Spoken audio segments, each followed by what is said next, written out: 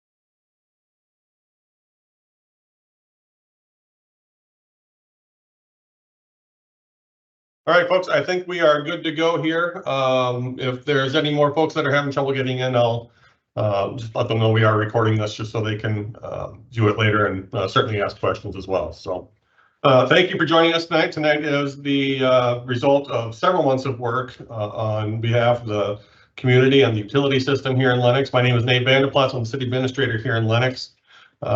Joining us tonight, we have the technical lead from HDR Engineering on this project, and that's Sean Korn. Sean's a nationally recognized expert in rate setting and rate analysis, and he did kind of the bulk of the work on this project that was contracted out to HDR Engineering. So he'll be going through the presentation here tonight. This is the same presentation that was given to the city council last week, excuse me, 2 nights ago on Monday evening on the 8th. Once Sean is through through his presentation, we'll have a Q&A session. So if you have a question, just go ahead and type it into the chat box. And as we go through the presentation, just whenever you have a question, go ahead and type it in there. And then once Sean has completed his presentation, then we'll start answering those questions. In terms of how this kind of came about, I'll leave to Sean what the process looks like. But early in 2023, the City Council started a selection process for a utility rate study to look at our water and sewer rates and do a full analysis on where they should be, where we need our reserves, so on and so forth. So that started off with an interview process in April, and then selection back in May. And they selected HDR Engineering. HDR is very familiar with this work. Obviously, Sean's been doing this for a long time, so have many members on his team. We've got, they've done rate studies in a lot of South Dakota communities. Probably the closest one size-wise to us is going to be Spearfish, but they've done also a number of larger communities and done rate studies throughout the country. This isn't something that's just a local South Dakota municipality thing. It's something they've done for utility services around the country.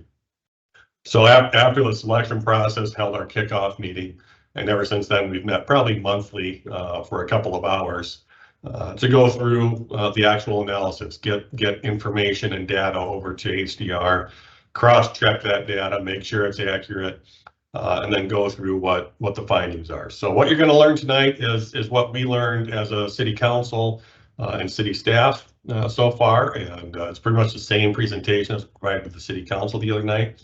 And then we'll talk about a little bit about what the next steps are following Q&A as well. So I'll hand it over to Sean at this point, and he'll take it from there. Thanks, Nate. I appreciate it. Good evening, everybody. As Nate said, I'm walking through the same presentation that we gave to the city council. I'll do a little abbreviated here and there, but for the most part, this is what we talked about. So starting off this evening, just to give an introduction to the presentation, we'll talk about the purpose of the study, an overview of the rate study process, so how we establish and set rates, and then we'll walk through the study results and then talk, as Nate just said, through the summary and next steps. So as we go into a rate study, we talk about some of the different goals and objectives that we have as we establish rates. And really one of the primary objectives is to provide sufficient revenue to operate and maintain the city's water and sewer infrastructure. So this is taking care of it from a monthly, daily, annual operating perspective. So maintaining the system that's out there that provides water and sewer services to the city's customers, as well as the capital or the infrastructure costs that are necessary to provide that service to all the city's customers. Another aspect of this rate study is to develop proportional and cost-based rates, and that really is based on the unique system and customer characteristics for the water and sewer utility. And as we go through this, we think about our prudent financial planning criteria. So things are, what is an adequate level of capital funding needs each year? How do we maintain adequate reserve levels for each of these utilities on a standalone basis? And then do we maintain adequate debt coverage requirements? And really that debt coverage requirement is that credit check for the city and each of these utilities when they issue debt to fund long-term large projects. And we developed the study using generally accepted methodologies. Those are outlined in those 2 manuals there on the screen. the Water Environment Federation Manual Practice number 27, and the American Water Works Association M1 manual. So it outlines the approaches, but we developed this specifically for the city and each of the utilities. Now, both of those manuals talk about the process, and it's a 3-step process. It's a revenue requirement, which is the financial plan. What are the levels of revenue necessary to support the ongoing operating and capital needs of each of the utilities on a standalone basis? So water pays for water, sewer pays for sewer. Then we go into the cost of service, which looks at how we serve the different customer types. So thinking about the water side, the specific characteristics of how the residential customer class uses water, so all of the residential customers, versus the commercial customers, because each of those customer classes uses the water differently. And once we know the answer to the revenue requirement, how much we need to collect, and then how we need to collect that from the customers, we can design rates to reflect those components. So this is the 3-step process we utilize for the city study based on the city's specific information for each of the utilities. Couple key study issues as we started this study off. One of the things we talked about is establishing financial policies that really provides the foundation for setting rates for each of the utilities. Expenses, adequately reinvest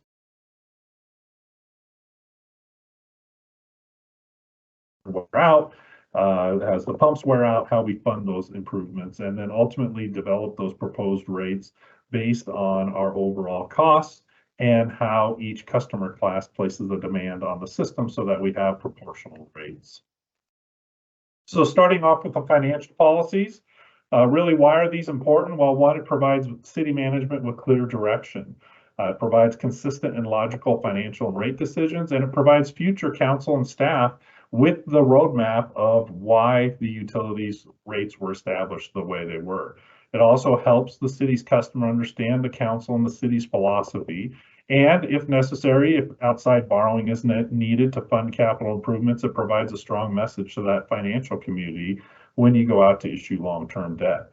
Typically, we think about a couple key areas: minimum reserves, so how much money is retained each year and invested or held by the city, maintaining target overall funding levels, and then meeting debt service coverage requirements. So when the city issues debt, they have pledged the revenues from the water sewer utility to repay that debt, and that requires a debt service coverage ratio, and that ratio is built into the city's rates through the debt surcharge. So we have that one kind of taken care of as we go through the rate setting process. And as we set these policies, right, it maintains that financial viability based on following that framework and those specific policies to help make decisions. So what do these mean? Here's a couple key elements of those. This is focused on the reserves.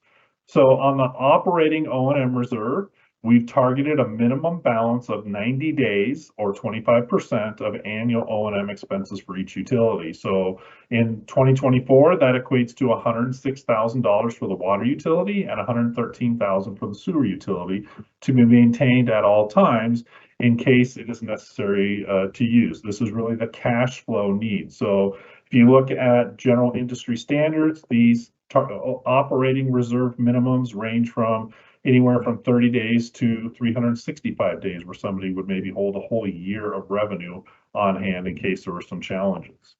A couple of the other reserves that we talk about as we go through these studies, one of them and a primary one is the capital reserves. And there's a couple different methods to establish that. At this point for this study, we have not established a set minimum, but we've reviewed this in the sense of comparing it to annual depreciation expense or an average annual year of capital improvements for each utility. And we'll talk about that capital side here in a few moments. There's other capital reserves that can be established or use, a bond reserve or a debt reserve should the city issue debt that requires a reserve fund, or a growth-related capital reserve. So if the city were to establish a fee for new customers to buy into the system, a capacity charge, those revenues are tracked separately. Now, one of the policies that goes along with this is that really not meeting the target reserve policy should not on its own trigger an action or essentially a rate increase, but it's a signal for attention and review. So if the reserves are continuing to trend down, and missing that target minimum policy, then that's the time for taking action to adjust rates. A couple of the others related to rate funding and debt policy. One of the key ones is adequately funding renewal and replacement needs. So this is reinvesting in the system on an annual basis. We set that at a minimum equal to annual depreciation expense, and that's an accounting term based on how those asset lives are established. The challenge with that is replacement cost is not the same as original cost. So the pipes that were put in 25, 30, 50 years or more, they are going to cost more to put in the ground today, just given the inflation, cost of materials, labor, et cetera. And so we need to target something slightly greater than that.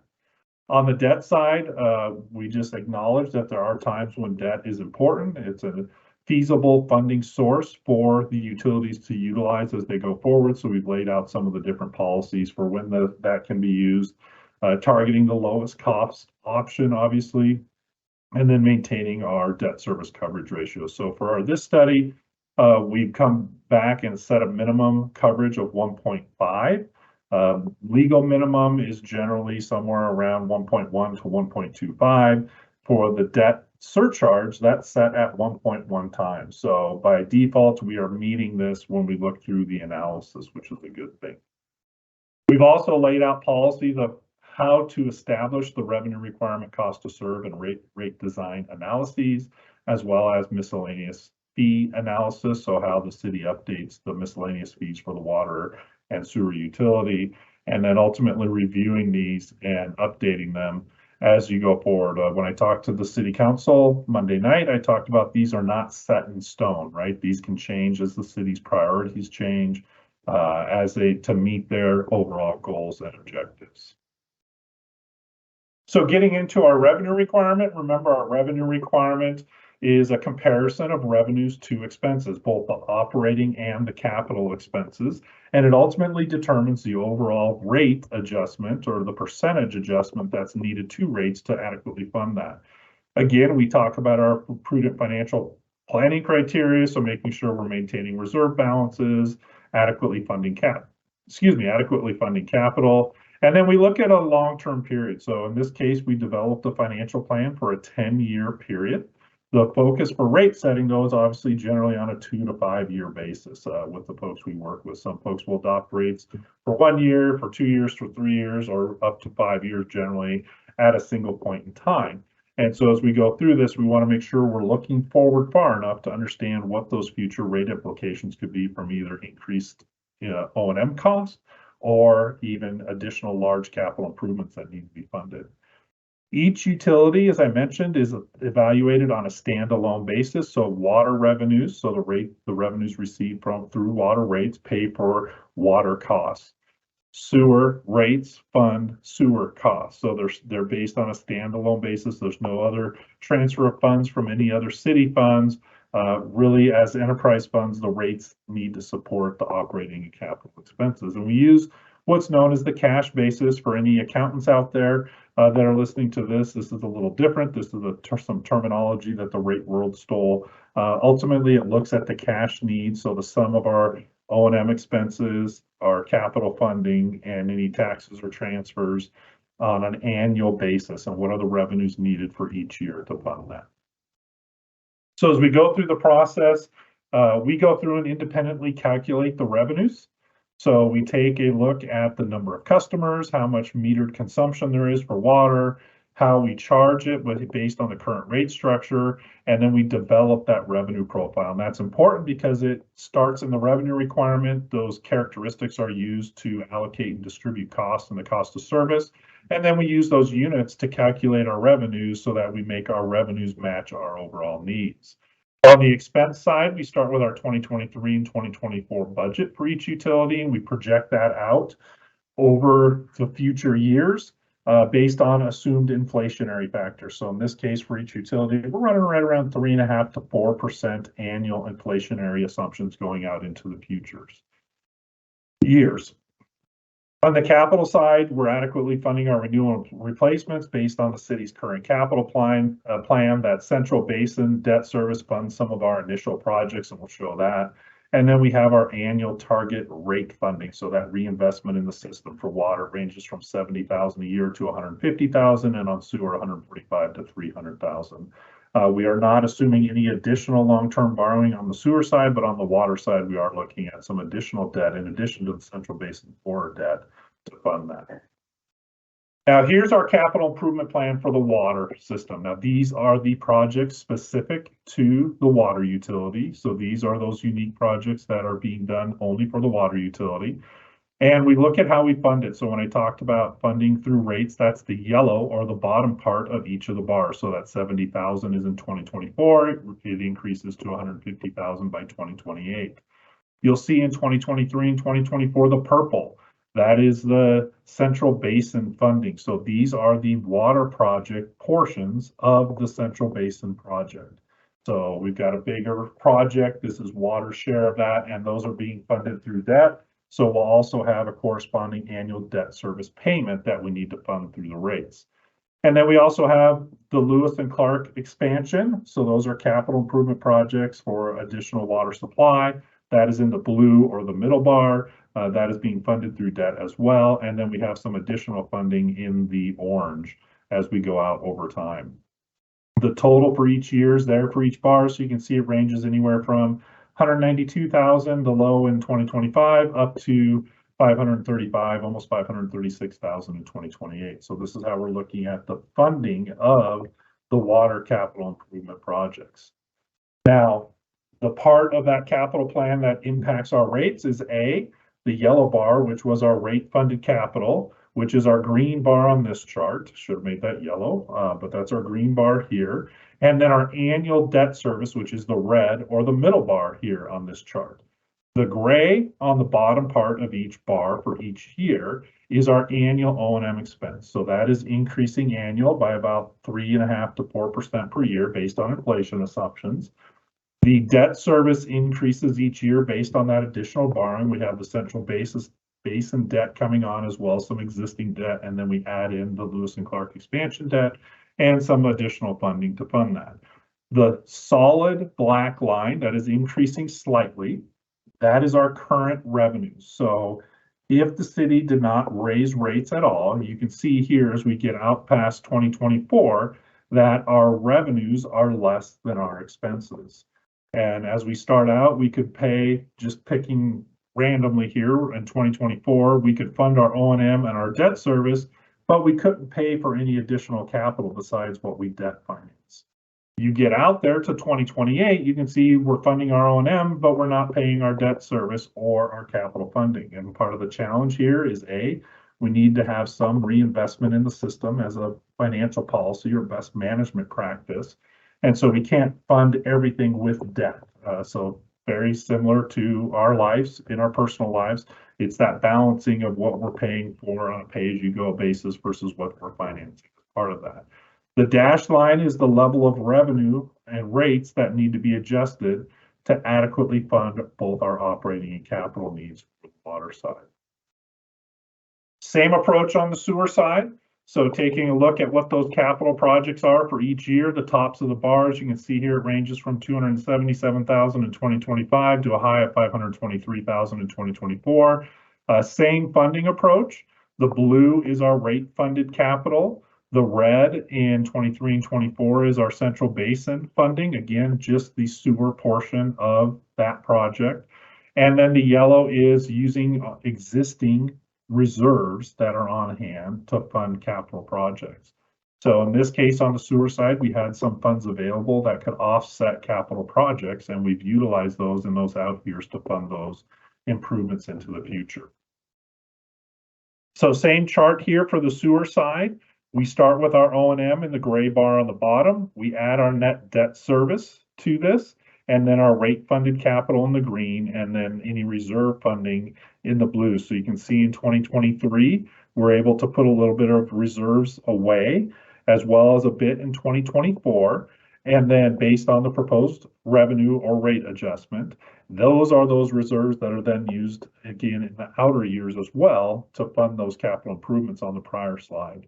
So again, the solid line that slightly increases, that is based on our current rates at current levels. We have some minimal growth built into that. That's why that line is tilted up a little. And then the dashed line shows the top of each chart. So that difference is what we have to fund through rates on an annual basis. So as we came to the bottom of the analysis, again, we've noted that rate adjustments are necessary to prudently fund the water and sewer utilities. It's to fund the current and future inflationary increases. Again, one of the items that the city is impacted by, just as we all are in our lives, is inflationary impacts on materials and supplies, on chemicals, electricity cost increases, adequately funding our capital, and then maintaining our reserves over time. So on this chart here, you can see an average bill for a water and sewer customer. That's based on 600 cubic feet or CF for water, or 450 cubic feet for sewer. And you can see how that varies in each year, what that dollar increase would be per month at 600 or 450 cubic feet, and then the percentage change in the bill. Just to point out where there's a kind of a change on the sewer side in 2025, there's that 7.8 adjustment. That's as that additional Central Basin 4 debt comes on. There's an increase in that debt surcharge to fund that overall cost, and that's what is impacting the rates in that year.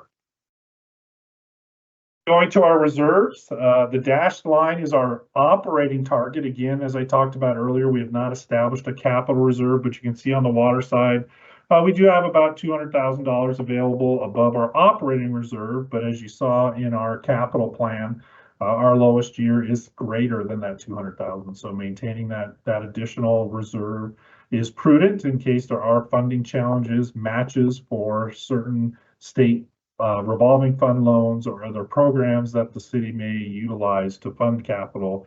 We have those funds available to do that. A very similar picture on the sewer side. Again, the dashed line is our target minimum for O&M. You can see that in the red bottom part. We're just slightly above that. And then you can see those reserves are trending down as we go out into the future as well, given the use of those reserves in those outer years.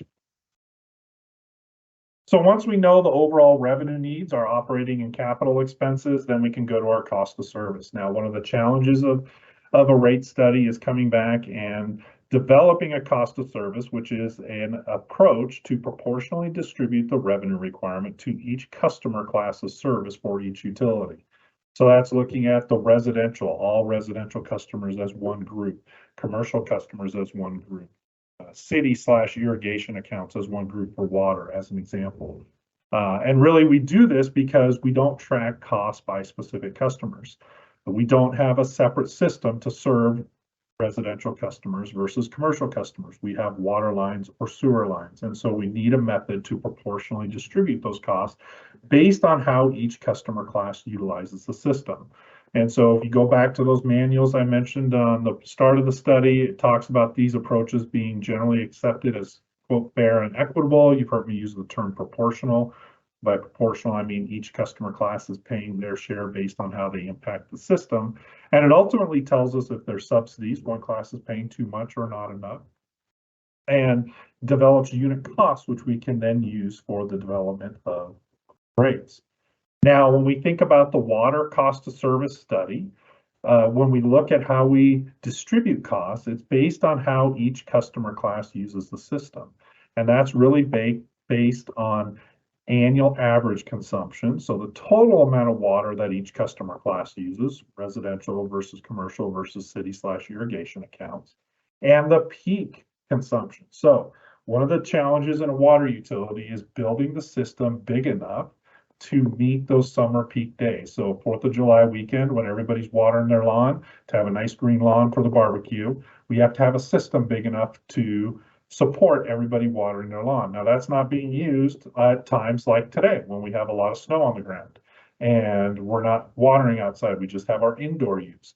So when a customer or customer class peaks on the system, we have to make sure we have adequate supply to meet those demands. And that's how the system is built. That's one of the considerations that city staff takes into account when they're building the infrastructure is what are those demands in this area going to be. What you can see in the distribution of costs in the chart is that residential and commercial The bar on the left, or the blue bar, or the bar on the right, or the red bar, for residential and commercial are very close to each other.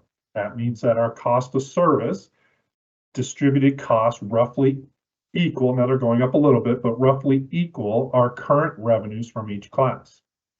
Where we have the disparity is on the city accounts or the irrigation accounts, and that is really the driver in the results of our cost of service. This is saying if we implement cost of service results, then the overall city accounts need to go up more than everybody else. So this is one of our discussion points, one of our tools in our toolbox as we establish rates. That's really driven by the peak. So these accounts have a high peak in the summer when they're utilizing it for irrigation. Therefore, they're allocated a proportional share of those costs. And that's what's driving that difference. On the sewer side, it's really based on the amount of wastewater volume that comes down the pipe and how hard it is to treat that wastewater. And that difficulty in treating wastewater is based on the strength of that wastewater. And we measure that in biochemical oxygen demand or suspended salt. So it's the floaties and the sinkies in the water and the wastewater that comes down the pipe, and having to treat those at the treatment plant so that the city meets its overall permit. What we know is that commercial strength is higher than residential strength. So when you look at these charts, again, the left bar or the blue bar is the current revenues. The right bar or the red bar is our distributed costs. So you can see for residential, again, very similar, very close to our costs and our revenues. So that's a good thing. On the commercial and city side, it's a little bit higher for the overall cost distribution for commercial and city. For commercial, it's driven by that strength differential. For city, it's driven by the overall volumes that are discharged to the system. So this provides us with, again, one piece of information as we go forward and develop rates. As I've talked about, the cost of service analysis reflects the facility and service requirements of each customer class, so residential, commercial, and city accounts. It results in proportional rates and provides the city with information on rate structure policy decisions. This is something that should be evaluated over time. This is one data point in this study. And so this is something that the city can look at over time. And it's a snapshot of today's costs. So things can change over time. Not only do the costs change, but as the system grows, expands, you add new customers, whether that be residential or commercial, then we will have different cost of service results. So given this is the first cost of service results, we're only recommending minor adjustments to the proposed rate structure to reflect those results that we've seen. So now that we know our first two steps, we can go into rate design. And really that's what the rate design looks at, is what's our overall revenue needs, and then what's our overall goals and objectives based on the cost of service and revenue requirement. So as we looked at this, I'll talk about two alternatives, two each for water and sewer. On the water side, we have what's called the status quo. Now, the status quo means we are increasing our current rate structure. So not changing how we're billing customers. It's how it is billed today. We're just increasing it to meet our overall target revenue needs. The exception to that is that we're adding an extra $1.50 to the water fixed charge in the first year, and then it increases in the out years. The debt surcharge is calculated yearly based on our annual debt service payments. For the water alternative, for residential, we're looking at a tiered rate structure. So the more you use, the more you pay, and we'll show you what that looks like here in a moment. And that's based on achieving overall water efficiency and conservation. And then for the commercial customers, it's a winter, summer, or a seasonal rate structure. Now, the challenge of developing a tiered structure for commercial is we have widely varying uses. For the residential class, we're all fairly homogeneous, or we're very similar in our usage patterns. And so we can look at those average uses. For commercial, it varies significantly. You know, think about an insurance shop or a hardware store. They may have a bathroom and sink in the back for their staff, or you have a restaurant which has a higher level of water use. So establishing those tiers is challenging for a commercial customer. On the sewer side, we have our status quo, so how we're billing today, but we're also taking that fixed charge for commercial and city, which is lower today than residential, and setting it equal to residential. So coming back to our cost of service results and looking at commercial and city accounts need to come up a little bit more and adding that into that calculation. The alternative is changing how we're recovering our debt surcharge. Currently today, that debt surcharge is based on a cubic foot, so how much water you use or billed for wastewater. And we put an alternative together to recover that evenly per account, so an actual fixed cost per account. So as we look at the water rate design, the top bar is our status quo. So if you look under the present rate column, so the first column in numbers, you'll see $1.68 per month, 5.7 cents per cubic foot for usage, and 3.9 cents per cubic foot for the debt surcharge. For the proposed rates, under the status quo, the fixed charge would go up to $3.41. The consumption charge to 6.5 cents, and the debt surcharge to 4.3 cents. That's based on the actual debt that we would be paying in that year based on our current debt schedule, and those are increased out for each year. For commercial and city, the same approach, the same rate, so status quo stays the same for everybody going forward for this water status quo between residential, commercial, and city. The alternative for the top is again residential, same fixed charge, same debt surcharge. The difference is instead of 5.7 cents for all consumption per cubic foot, we would have 3 tiers. This is known as an increasing block or increasing tier rate structure. So the first 400 cubic feet are billed at 5.5 cents instead of the current 5.7. The next 400 are billed at 8.5 cents, and everything over 800 is billed at 16.5 cents.